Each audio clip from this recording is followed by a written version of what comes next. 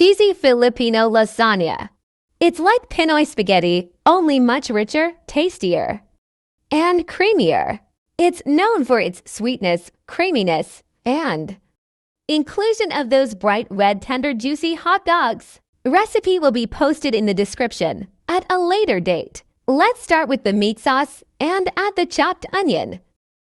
Then add the minced garlic. Sauté until lightly brown and fragrant. Add your strained sliced mushrooms. I only recently discovered how much I love canned mushrooms.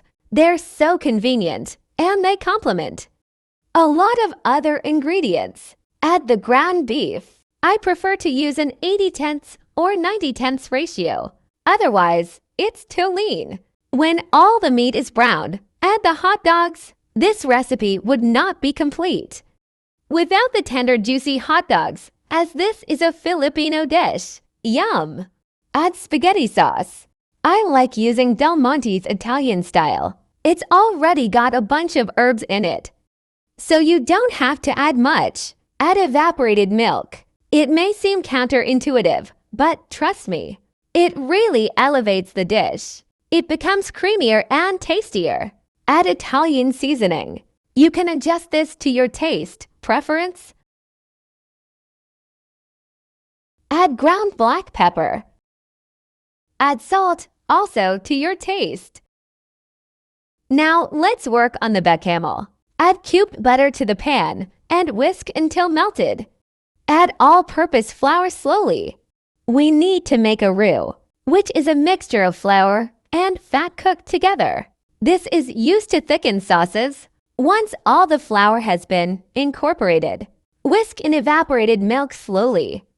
You need to add the milk little by little to avoid any lumps. In making any sort of sauce, patience is key. It looks like a mess right now, but just keep going. As long as you keep whisking, it will come together in the end. Now we add the cheese. Just keep whisking until no lumps remain. It does take a while, but it's totally worth it. At this point, if you're feeling lazy, you can use a hand blender. It'll save you a lot of time, but then there will be more cleanup. And lastly, add the all-purpose cream.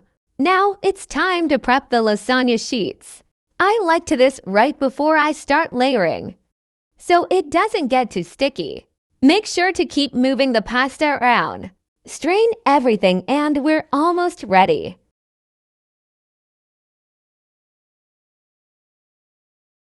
Let's start layering. Always start with the meat sauce as your bottom layer. Don't scrimp on the sauce, as the pasta will.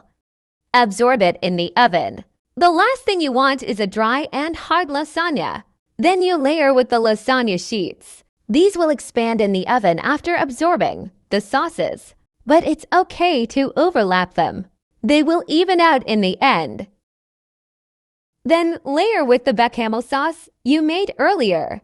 I use a piping bag to make it easier to control the amount, but you can easily ladle it, just like I did with the meat sauce. It doesn't have to be perfect since it'll all even out in the oven anyway.